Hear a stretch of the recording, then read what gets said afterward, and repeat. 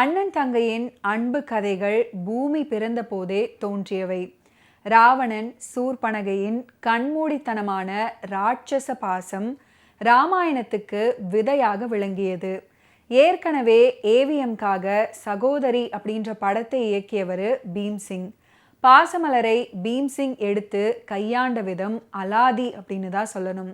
எல்லோருக்கும் சாவித்ரி அவர்களுடைய கற்பனைக்கும் அப்பாற்பட்ட அற்புத நடிப்பால கிடைத்த பரவசம் பாசமலர். இத்தனைக்கும் சாவித்ரி அவர்களுக்கு உடன் பிறந்த அண்ணன் தம்பி அப்படின்னு யாருமே கிடையாது. என்னோடு கூட பிறந்தவர்கள் என் அக்கா மட்டும்தான். ஆனா அம்மாவுக்கு அப்படி கிடையாது. 8 பேருக்கு இடையே பிறந்தவள். அந்த மாதிரி பெரிய குடும்பத்துல பிறக்கவில்லையே அப்படின்னு நான் சில சமயம் ஏங்குவது உண்டு. ஒரு அண்ணனுக்காக சில சமயம் ஆசைப்பட்டிருக்கிறேன். ஆனால் நினைத்து பார்க்கும்போது அப்படி இல்லாததும் நன்மையாக இருக்குமோ அப்படின்னு தோன்றுகிறது.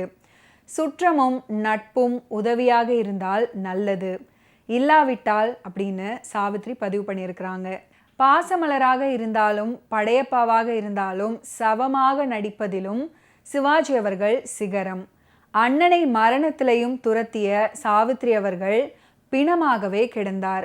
இம்மி அளவும் கண்களை இமைக்காமல் இறந்த பின்னும் நடிப்பில் வாழ்ந்து கொண்டிருந்தார்கள் இரு திலகங்களும். பன்னீரின் நறுமணம் வீசும் பீம்பாயின் கைக்குட்டைகள் கண்ணீரில் குளித்தன நாள் முழுவதும். 32 வாரங்களை கடந்து ஓடியது பாசமலர் திரைப்படம். 1961ஆம் ஆண்டு கோடையில் தொடங்கிய மாரத்தான் ஓட்டம் இன்னமும் மங்காமல் சின்ன திரைகளையும் வியாபித்து நிற்கிறது. வருடம் தவறாமல் அனைத்து சேனல்களையும் 100 தடவைகளாவது சலிக்காமல் வாசம் பரப்புகிறது.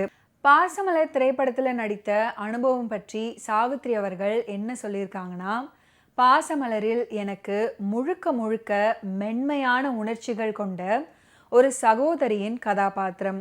அதே போலவே சிவாஜி அவர்களுக்கும். அதில் நடித்த போது புது சிக்கல் ஒன்று ஏற்பட்டது. கிளைமேக்ஸில் நான் மெலிந்து நலிந்து உருக்குலைந்து போவதாக வருகிறது. அதை இயற்கையாகவே நடித்து முடிக்க தீர்மானித்தேன்.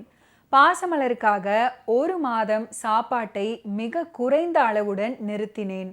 ஜப்பான்லேருந்து இதற்காக ஒரு ஸ்பெஷல் பவுடர் வரவழைக்கப்பட்டது.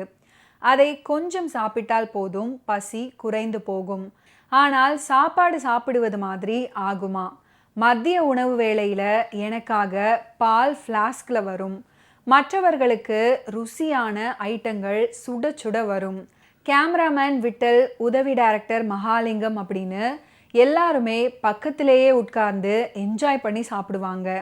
ஐயோ பாவம் சாவித்ரி இப்படி பட்டினி கிடக்கும்படி ஆயிற்றே அப்படின்னு வருத்தப்படுவது போல் நடித்து என்னை வம்புக்கு இழுப்பார்கள். நான் துளி கூட மசிய மாட்டேன். எனக்கென்னவோ அந்த ராதா கேரக்டரில் அப்படி ஒரு பிடிப்பு ஏற்பட்டு விட்டது. அதிலேயே ஒன்றி போனேன். படம் முடியும் வரையில் அதை என் வாழ்க்கையில் ஒரு பகுதியாகவே எண்ணிக்கொண்டேன்.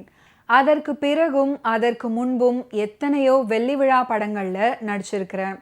ஆனால் அவை பாசமலரை போல் என்னை கவர்ந்தது இல்லை அப்படின்னு சாவித்ரி அவர்கள் பதிவு பண்ணியிருக்கிறாங்க. அண்ணன் சிவாஜி கணேசனின் மேக்கப்பும் இதில் ஸ்பெஷலாக இருந்தது.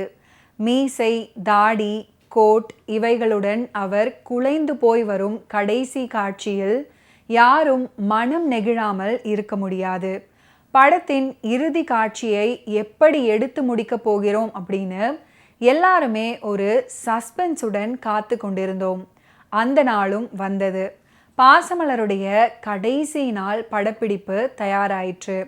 அதில் நான் இறந்து போவதாகவும் என் மீது மலர்களை தூவுவது போலவும் காட்சியை எடுக்க வேண்டும். செட்டில் அன்னைக்கு யாருமே பேசல. ஊசி போட்டால் சத்தம் கேட்கும், அவ்வளவு அமைதி. லைட் பாய்ஸ் கூட வாய் திறக்காமல் நடந்து கொண்டனர். காஃபி கொடுக்க வரும் பையன்கள் கூட கண்ணை துடைத்து கொண்டே வந்தார்கள். மேலே இருந்து என் மீது மலர்களை போடுபவர்கள் அழுதவாறே தூவினார்கள். அதனுடைய சோக முடிவு என்னை உலுக்கிவிட்டது. அது ரிலீஸ் ஆன போது நான் சென்னையில் இல்லை, காஷ்மீரில் இருந்தேன். தேனிலவு ஷூட்டிங்கிற்காக ஜெமினி அவர்களுடன் நானும் சென்றேன். மே 11ஆம் தேதியே நாங்கள் போய்விட்டோம். பாசமலர் அபாரமான வெற்றி அடைந்திருப்பதாக எனக்கு தயாரிப்பாளர் தந்தி கொடுத்திருந்தாரு. மலர்கள் மனம் வீசிய பிறகு வாடி மறைந்து விடுவது வாடிக்கை. பாசமலர் அப்படியல்ல. நாளாக நாளாக அதற்கு வாசம் அதிகம். உங்கள் உள்ளங்களில் நான் என்றென்றும் ஒரு பாசமலராகவே இருந்து மனம் பரப்பி கொண்டிருக்க வேண்டும். அதுவே என்னுடைய ஆசை அப்படின்னு சாவித்ரி அவர்கள் உருக்கமாக பதிவு பண்ணியிருக்கிறாங்க. ஓகே வியூவர்ஸ், இன்னைக்கு நிகழ்ச்சியில் நடிகர் திலகம் சிவாஜி கணேசன் அவர்களுடைய ஃபிலிம் கெரியரில் நடந்த பல இன்ட்ரெஸ்டிங்கான விஷயங்களை நீங்கள் பார்த்து தெரிஞ்சிருப்பீங்க. மீண்டும் அடுத்தடுத்த எபிசோட்ஸில் சந்திப்போம். நன்றி, வணக்கம்.